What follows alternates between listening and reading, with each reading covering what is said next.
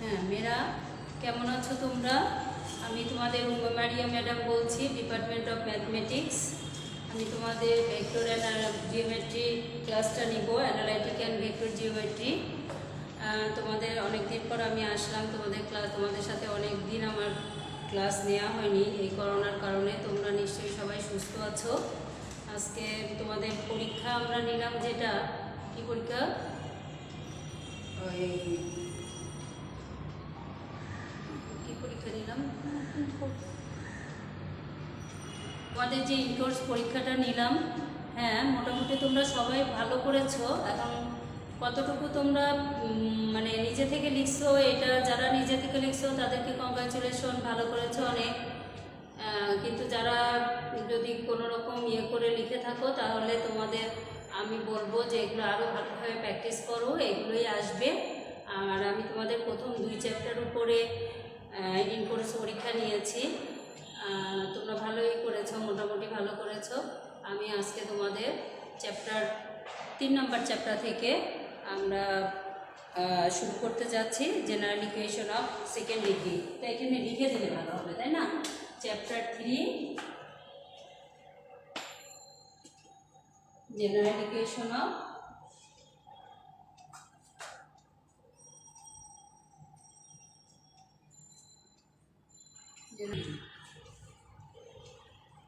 আমি তোমাদের আজকে এই চ্যাপ্টারের উপরে ক্লাস নিব। তোমরা নিশ্চয়ই ক্লাসগুলো ফলো করবে এবং প্র্যাকটিস করবে। আচ্ছা,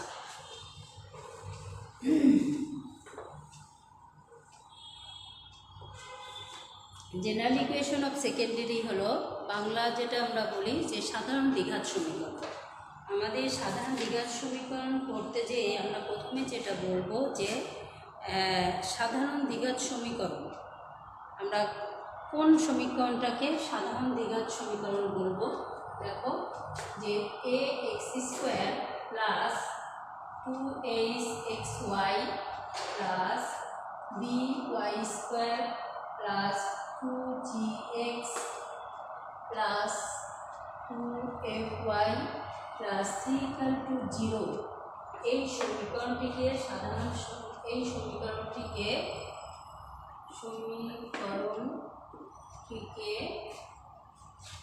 সাধারণ দ্বিঘাত সমীকরণ বলা হয়। সাধারণ দ্বিঘাত সমীকরণ বলা হয়। শর্ত আছে একটা, এই সাধারণ দ্বিঘাত সমীকরণ ভিন্ন ভিন্ন, মানে শর্ত হলো, একটা শর্ত হচ্ছে এখানে, একটা শর্ত বলেছে যে এই যে সাধারণ দ্বিঘাত সমীকরণের x², আচ্ছা দ্বিঘাত বলতে তো তোমরা বোঝো যে চলকের উপরে যে ঘাতটা কত, সেখান থেকে আমরা একটা সমীকরণের ঘাত কত সেটা বলতে পারি। এখানে দেখো যে x-এর উপরে 2 হলো ঘাত, তাহলে সেজন্য আমরা এটাকে দ্বিঘাত সমীকরণ বলবো। দেখো চলকের ঘাত হলো 2, চলকের ঘাত 2, সেজন্য এটা আমরা দ্বিঘাত সমীকরণ বলবো। আর এখানে আরেকটা কথা বলেছে, এই যে চলক, এই চলকের যে সহগ আছে, সহগগুলো আছে, দেখো খেয়াল করো, a h b, এটার একটা শর্ত হলো এই সাধারণ দ্বিঘাত সমীকরণের এই a h b হলো সহগ। কার সহগ? x² y² আর xy এর সহগ। এই যে তিনটার সহগ, এই সহগের প্রত্যেকটির মান 0 না হওয়া যাবে। এর প্রত্যেকটি মান 0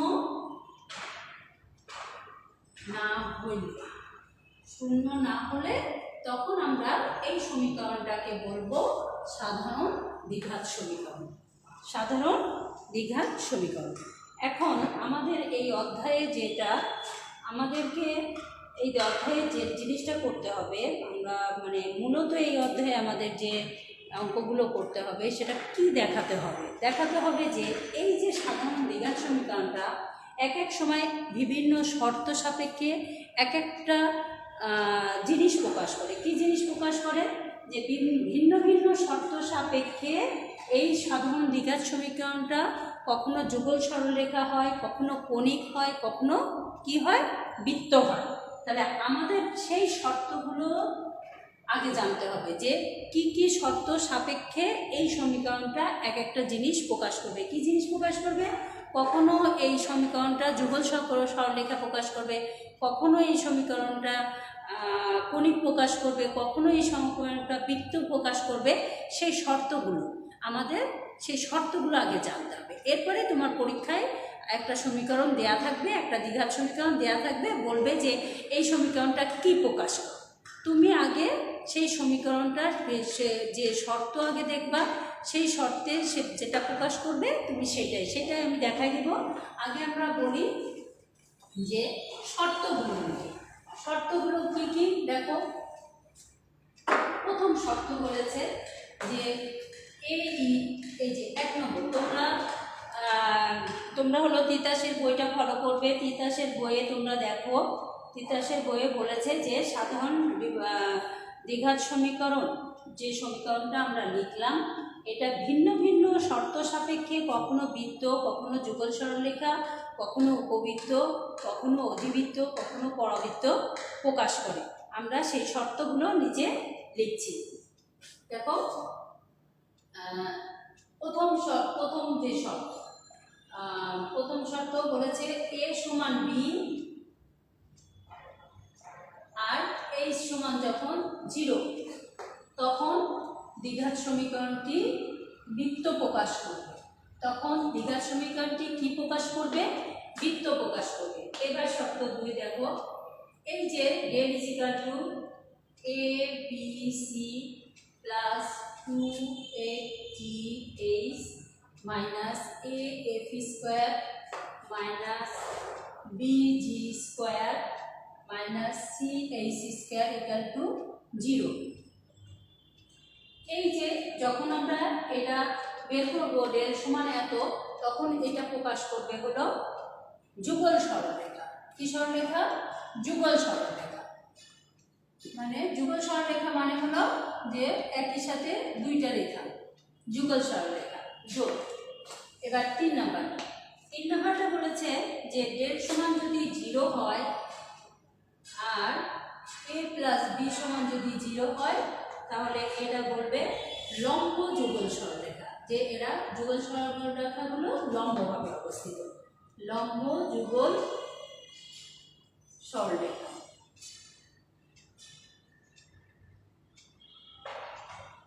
লম্ব যুগল সরলরেখা। এরপরে বলেছে দেখো 4 নম্বরে ডেল সমান 0, ab minus h square equal to 0। এটা যখন হবে তখন সমান্তরাল যুগল সরলরেখা। সমান্তরাল যুগল সরলরেখা। 5 হলো del equal to 0, af square সমান bg স্কয়ার সমান ch স্কয়ার। যখন এই শর্তটা আসবে তখন আমরা বলবো সমাপতিত যুগল সরলরেখা। সমাপতিত মানে কি? একটার উপর আরেকটা পতিত, হ্যাঁ, একটার সাথে একটা যদি মিলে যায় তাহলে সেটা সমাপতিত যুগল সরলরেখা। যুগল সরলরেখা। এরপরে দেখো বলেছে 6 নম্বরটা হলো যদি ডেল নট ইকুয়াল টু 0 হয় আর ab minus h square greater than 0 হয়, তাহলে সেটা কি প্রকাশ করবে? তাহলে সেই হলো দ্বিঘাত সমীকরণটা কি প্রকাশ করবে? উপবৃত্ত প্রকাশ করবে। উপবৃত্ত। এরপরে যখন আরেকটা শর্ত ডেল নট ইকুয়াল টু 0 আর ab minus h square less than 0 হয়, তাহলে সেটা অধিবৃত্ত প্রকাশ করবে। অধিবৃত্ত। 8 নম্বরটা হলো যদি ডেল নট ইকুয়াল টু 0 হয় আর ab minus h square less than 0, a plus b equal to 0 হয়, তাহলে এটা সম অধিবৃত্ত। সম অধিবৃত্ত। এইভাবে তোমার এই শর্তগুলো আমাদেরকে মানতে হবে। এই শর্তগুলো আমাদেরকে ইয়ে করতে হবে। আর এরপরে 9 নম্বরটা দেখো, 9 নম্বরে ডেল নট ইকুয়াল টু 0 আর ab minus ac square equal to যদি 0 হয় তাহলে সেটা আমাদের কি প্রকাশ করবো? ওই দ্বিঘাত সমীকরণটা পরাবৃত্ত প্রকাশ করবো। এই হলো আমাদের শর্ত। এখন মেয়েরা আমরা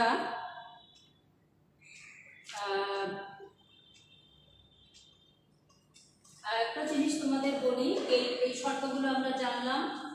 এখন একটা জিনিস হলো, আমরা এই যে বৃত্ত, উপবৃত্ত, অধিবৃত্ত, পরাবৃত্ত এগুলোর কিছু প্রমাণ আকার আছে বা প্রমিত আকার আছে।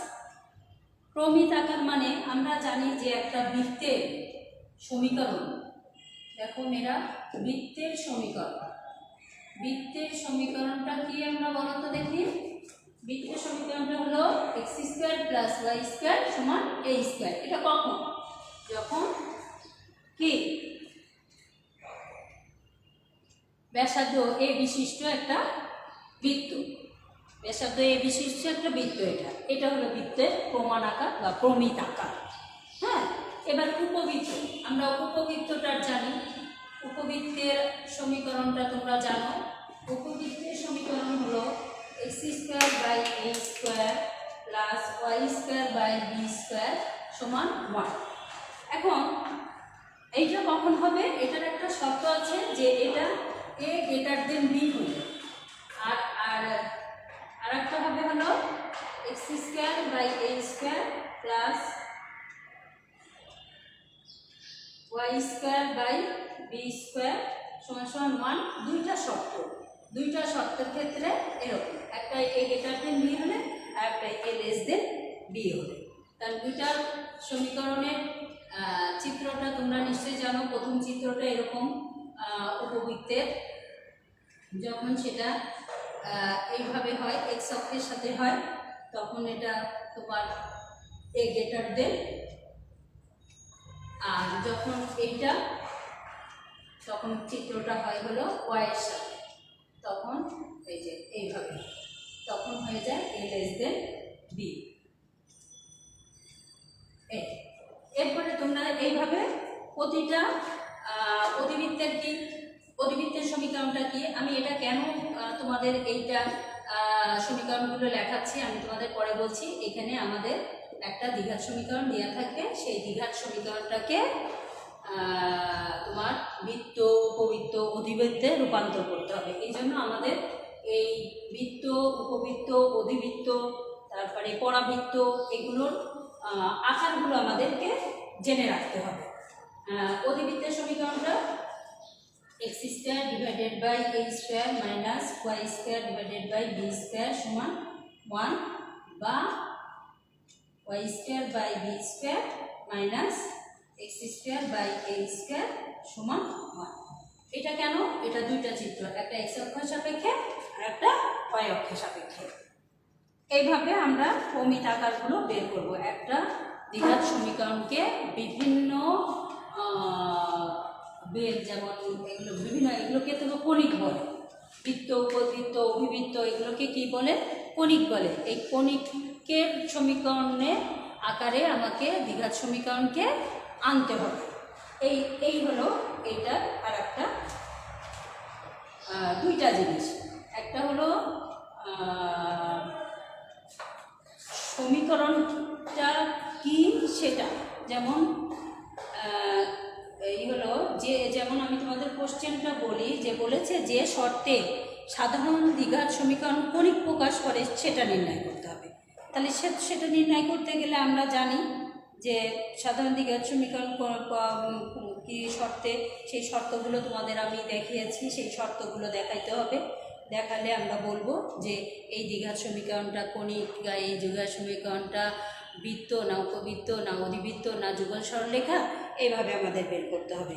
এখানে আমি তোমাদের একটা জিনিস আগে বলি, এখানে একটা জিনিস আছে যে থিওরি 1, এখানে তোমরা ইন্টারমিডিয়েটে কণিক পড়েছো, এখানে কণিকের কিছু বিষয় আছে, তোমরা সংজ্ঞা টঙ্গা পড়ো, তোমরা এই যে জিনিসটা জানো, উৎকেন্দ্রিকতা এটা জানো, কণিকের চিত্র আঁকাতে জানো, উৎকেন্দ্রিকতা কী সেগুলো তোমরা ইন্টারমিডিয়েটে পড়েছো, এগুলো আলোচনায় আমি আর না গেলাম। আমি তোমাদের এখানে যে জিনিসটা আমাদের লাগবে, যে সেই জিনিসটা আমি তোমাদের বলি যে প্রথমে আমাদের এখানে একটা থিওরি আসছে, যেটা দেখো, প্রমাণ করো যে একটি কণিকের সমীকরণ সর্বদাই একটি দ্বিঘাত সমীকরণ, কিন্তু বিপরীত ক্রমে ইহা সর্বদা সত্য নয়।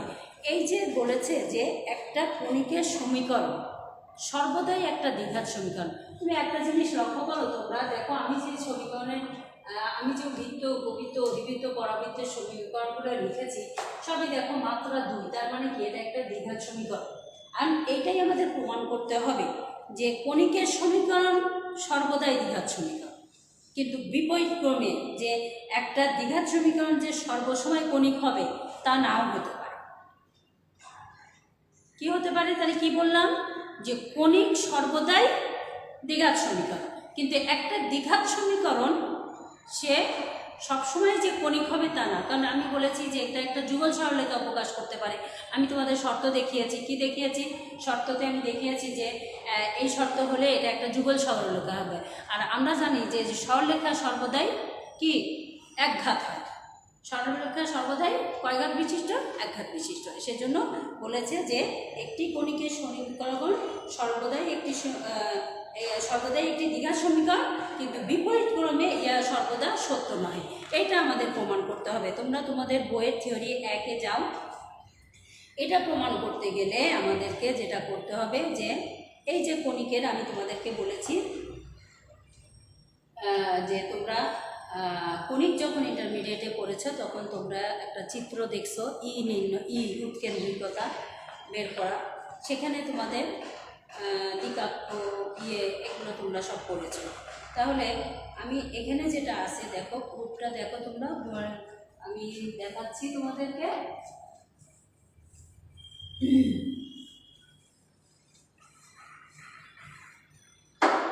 বলেছে যে মনে করি কণিকের উপকেন্দ্র x, কি বলেছে যে কণিকের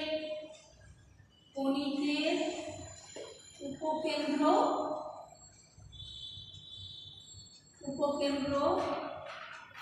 s আলফা বিটা, কণিকের উপকেন্দ্র হলো s আলফা বিটা, আর উৎকেন্দ্রকতা e,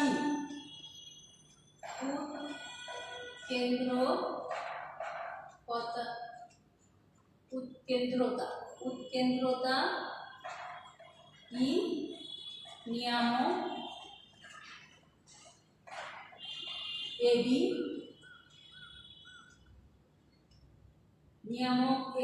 যা এই এবি সরলরেখার সমীকরণ হলো Lx plus My plus n equal to 0।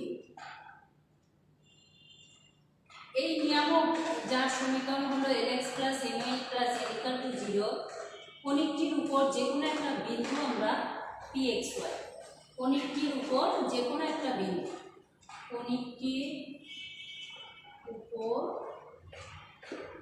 যে কোনো একটা বিন্দু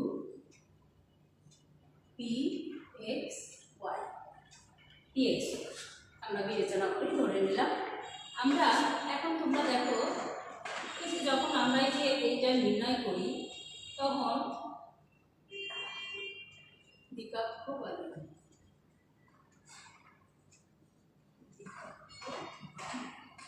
আচ্ছা, কণিকটির উপর যে কোনো একটি বিন্দু আমরা চিত্রটা একটু আঁকাই, দেখো চিত্রটা কিভাবে আঁকাই।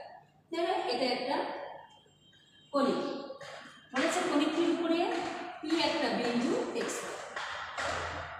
আর এই যে x এটা কোন অক্ষর, এই যে এটা হলো y, না এটা হলো xy, এটা হলো x অক্ষর, x ড্যাশ x, এটা হলো x অক্ষর, আর এই যে AB এটা হলো AB, দ্বিকাক্ষ বা নিয়ামক। এই পরিধ থেকে দ্বিকাক্ষ বা নিয়ামকের উপরে এই যে এম, এইভাবে আস্তে আস্তে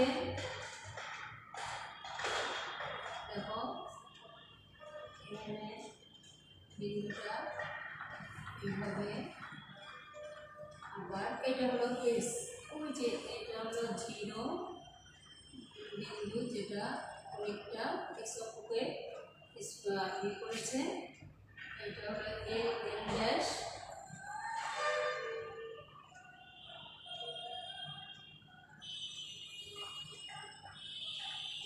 এখানে পি বিন্দু, পি বিন্দুটা যদি এখানে আসে তাহলে এটার উপরে এল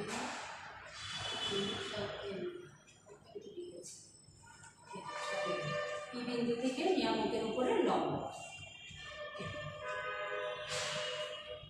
এইভাবে এল ড্যাশ,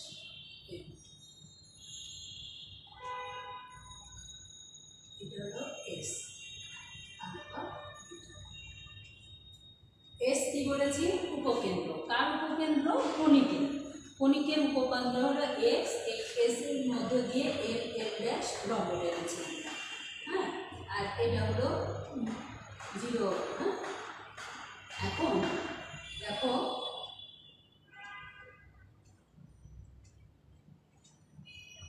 সবই এগুলো পি বিন্দু, সবই এগুলো পি বিন্দু, এগুলো সবই পি বিন্দু।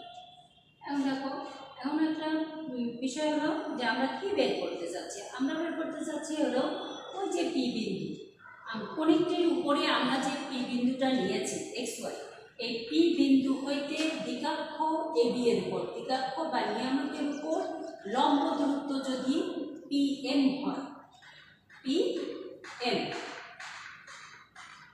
এই যে এখান থেকে এই পর্যন্ত P M, P M, P M, সব জায়গায় একই সব, হ্যাঁ, পিএম, লম্ব দূরত্ব পিএম হয়, তাহলে আমরা কি লিখতে পারবো দেখি। কি বলেছি যে পি হইতে দ্বিকাক্ষ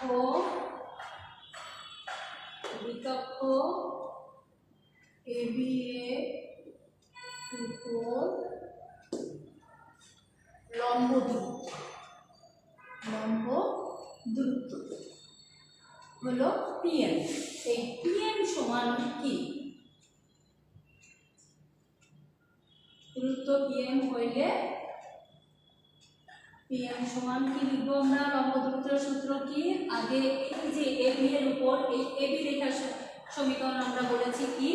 LX plus n y plus n root over এই এক্স এর সহগ আর ওয়াই এর সহগের বর্গের যোগফল। এই হলো একটা বিন্দু হইতে আর একটি রেখার উপরে লম্ব দূরত্বের সূত্র। এবার কণিকের সংজ্ঞা অনুসারে দেখো যে আমরা কি বের করবো? উৎকেন্দ্রিক। কি বের করবো মেয়েরা? উৎকেন্দ্রিক। তাহলে উৎকেন্দ্রিকতা বের করার ইয়েটা দেখো, উৎকেন্দ্রিকতাটা হলো কণিকের সংজ্ঞা অনুসারে উৎকেন্দ্রিকতা হলো এই যে এসপি ডিভাইডেড বাই পি, এই যে দুইটার অনুপাত সমান হলো এসপি আর পিএম। তোমরা বইয়ে দেখো চিত্রটা, এসপি মানে পি বিন্দু হইতে ওই যে আমরা কি ধরে উপকেন্দ্র ধ্রুব ডিভাইডেড বাই পিএম, এই দুইটার যে অনুপাত সেই অনুপাতটাই হলো ই। পিএস, পিটা হলো কণিকের উপরে যে কোনো একটা বিন্দু, এসটা হলো কণিকের উপকেন্দ্র। এই উপকেন্দ্র আর বিন্দুর যে দূরত্ব পিএস, সেটাকে কি দ্বারা কোনো কার সাথে হলো অনুপাত হলো পিএম। পিএমটা কি? পি হইতে এবি এর উপরে লম্ব, সেই দুইটার জিনিসের অনুপাত সমান হলো পি। এটাই হলো উৎকেন্দ্রিকতা। এটা কি মেনা? এটাই হলো উৎকেন্দ্রিকতা। তাহলে এটাকে কিভাবে লিখেছে? এসপি সমান ই পি এম সমান এসপি স্কোয়ার বর্গ করে ই স্কোয়ার পিএম স্কোয়ার বর্গ করে বর্গ করলাম। এখন দেখো মেয়েরা এসপি দুইটা বিন্দুর দূরত্ব, পিটা হলো কণিকের উপরে বিন্দু আর এসটা হলো উপকেন্দ্র, কণিকের উপকেন্দ্র। তাহলে পিটা ছিল এক্স ওয়াই আর এসটা হলো আলফা বিটা। এই হলো দুইটা জিনিসের দূরত্ব সূত্র আমরা জানি কি, যে x minus alpha whole square plus y minus beta whole square. তোমরা দুইটা বিন্দু দূরত্বের সূত্র জানো, আমি সেটা লিখলাম। আর এখানে পি স্কয়ার আর এখানে পিএম স্কয়ার, এই যে এইটা পিএম সমান এটা, আর স্কয়ার লিখবো হলো l x plus m y plus n whole square divided by l square plus m square. মেয়েরা দেখো হোল স্কয়ার করলে বর্গ উঠে যায়, তাই l square plus m square. এইভাবে তোমরা ক্যালকুলেশনটা দেখবা, ক্যালকুলেশনটা দেখো। ক্যালকুলেশন করতে করতে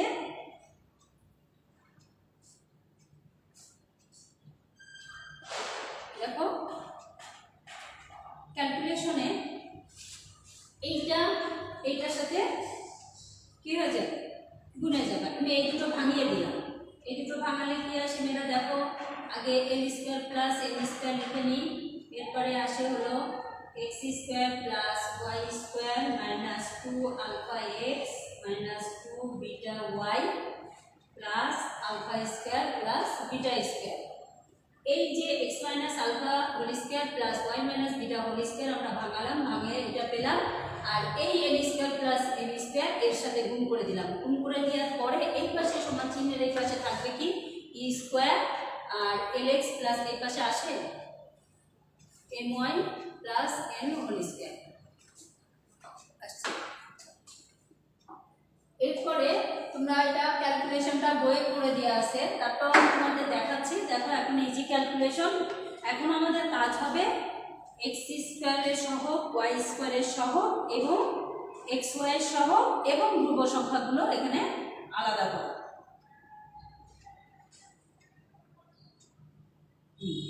এখন এরপরে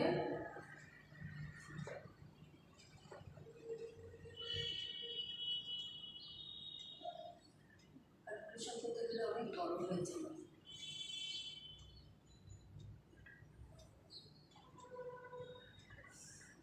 ভেঙে দেখো,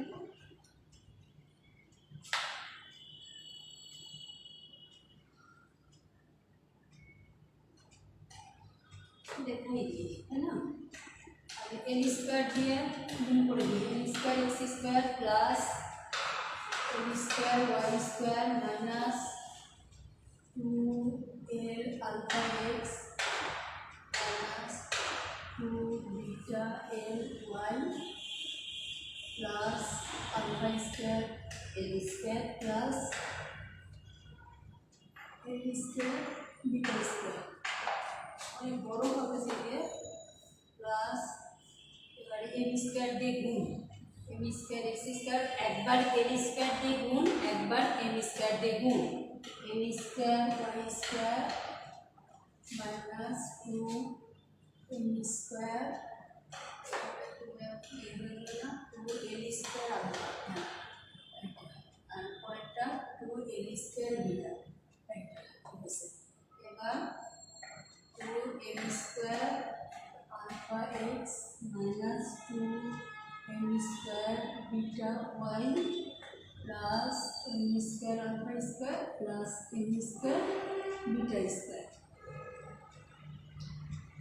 এই হলো আমরা একবার এল স্কয়ার দিয়ে এটাকে গুণ করলাম, একবার এম স্কয়ার দিয়ে। এবার সমান চিহ্নের ওই পাশে দেখো ওখানে পি স্কয়ার দিয়ে l x plus m y plus n square whole square. তোমরা জানো a plus b plus c whole স্কয়ারের সূত্র জানো, তাহলে আমরা কি লিখব, l square x square plus m square y square plus n square plus 2ab।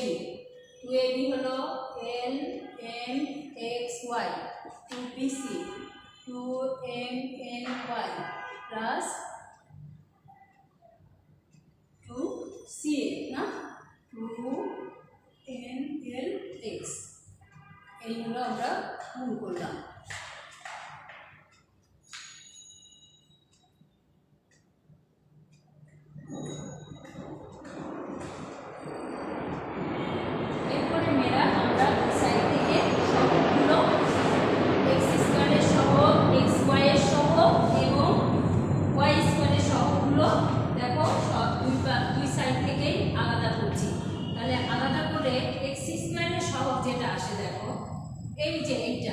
এল স্কোয়ার প্লাস আর কোথায় আছে এম স্কোয়ার আর এই যে এখানে দুই সাইড থেকে মাইনাস ই স্কোয়ার এল স্কোয়ার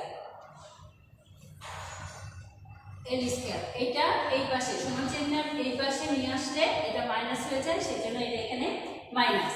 এটা হলো আমার এক্স স্কোয়ারের সহগ। এরপরে আসছে হলো এল স্কোয়ার ওয়াই স্কোয়ারের সহগ। দেখো মেয়েরা M square minus A B square E square. দেখো কোথায় কোথায় ওয়াই স্কোয়ার আছে, এই যে একটা ওয়াই স্কোয়ার, এই যে একটা ওয়াই স্কোয়ার, এই যে একটা স্কোয়ার। মাইনাস এম স্কোয়ার ই স্কোয়ার কেন, এই যে ই স্কোয়ারের সাথে এম স্কোয়ার গুণ করলাম, গুণ করে সমান চিহ্নের এই পাশে নিয়ে এসে আমরা এটা করলাম। এরপরে হলো তোমার এক্স এর সহগগুলো দেখো বের করো। এক্স এর সহগগুলো দেখো প্রত্যেকটা এক্স এর সহগের সাথে 2 আছে, সেজন্য 2টা আমরা কমন নিলাম। 2 কমন নিয়ে দেখো একটা আছে minus alpha l square plus m square minus e square, এই যে ই স্কোয়ার আর এই যে এল এম।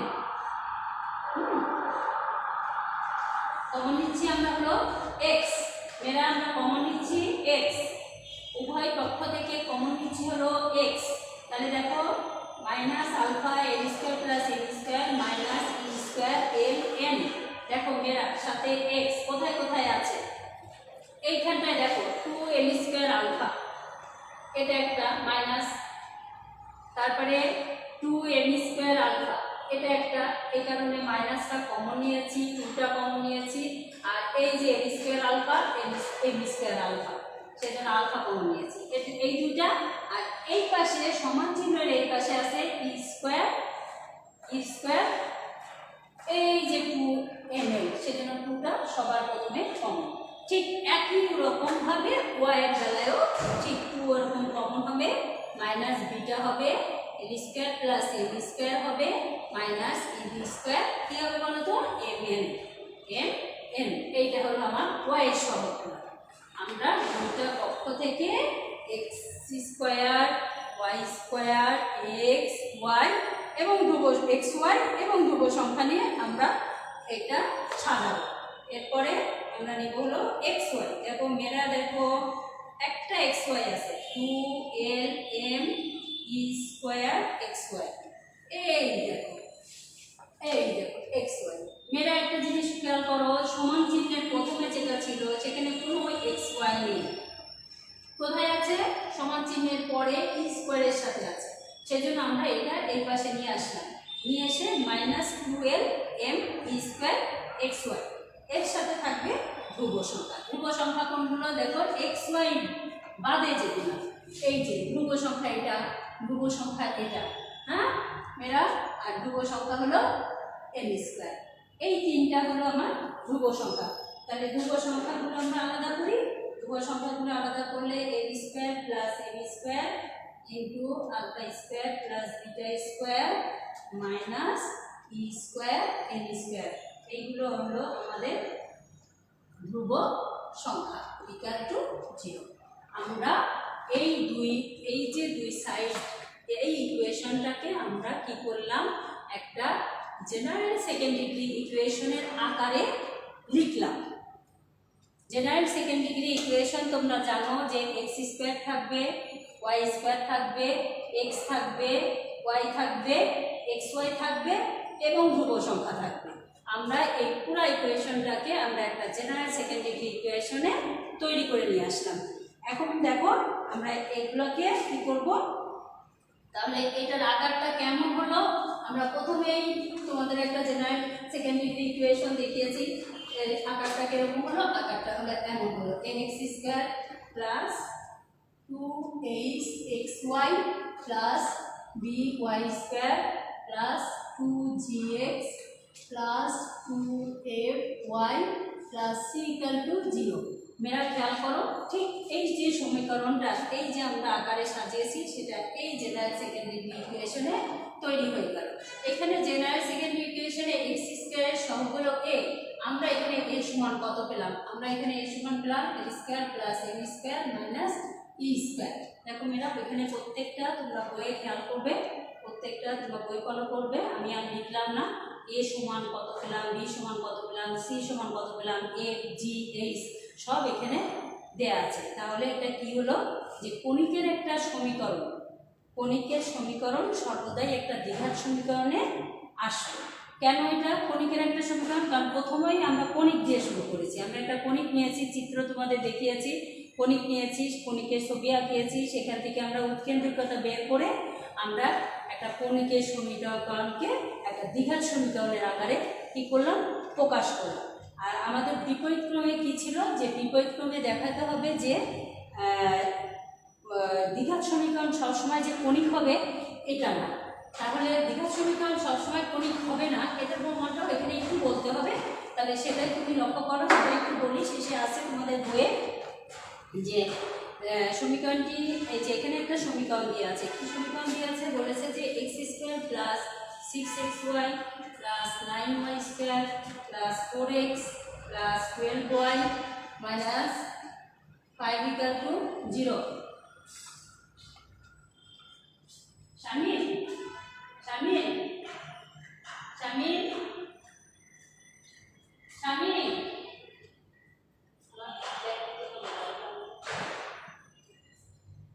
কতক্ষণ নিলাম শামিল?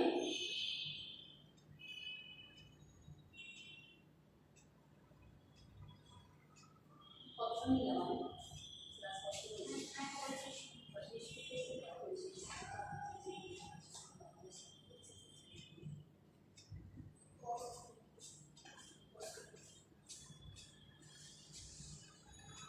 যে আমরা এখন প্রমাণ করব যে একটা দ্বিঘাত সমীকরণ সবসময় যে একটা কণিক হবে তা না। কণিক সবসময় দ্বিঘাত সমীকরণ হবে, কিন্তু একটা দ্বিঘাত সমীকরণ যে সবসময় কণিক হবে না। আমরা এই প্রমাণটা একটু দেখি যে আমরা এই সমীকরণটা হলো এক্স ওয়াই এর একটা দ্বিঘাত সমীকরণ। এখানে দেখো এ সমান হলো 1, বি সমান হলো 9, সি সমান হলো -5, এফ সমান 6, জি সমান 2 আর এইচ সমান হলো 3। দেখো আমরা ডেল সমান আগে অধ্যায়ে প্রমাণ করেছি, a b c plus 2fgh minus a f square minus b g square minus c h square. এখন এটা মানে এখন আমরা এ বি সি এইসব ইয়েগুলো মানেগুলো এখানে আমরা অর্থ কি এবিসি এর যে মান আছে এখানে, সেখানে আমরা এটাতে ডেলে বসানোর পরে দেখো এটার মান কি আসে 0। আর 0 মানে কি আমরা বলেছি শর্তে যে ডেল সমান যদি 0 আসে তাহলে এই দ্বিঘাত সমীকরণটা একটা সরলরেখা প্রকাশ করে। আর যেহেতু এটা একটা সরলরেখা প্রকাশ করে, এটা তাহলে ডেলের মান 0 মানেই ডেল ইকুয়াল টু যখন 0 তখন এটা যুগল সরলরেখা প্রকাশ করে। কি সরলরেখা? যুগল সরলরেখা।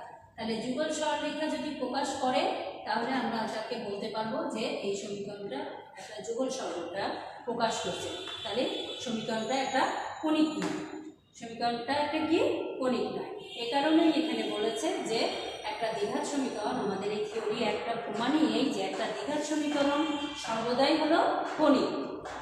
একটা দ্বিঘাত সমীকরণ না, কণিকের একটা সমীকরণ সর্বদাই হলো দ্বিঘাত সমীকরণ।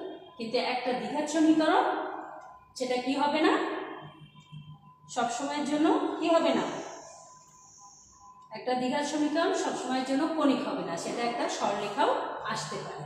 তাহলে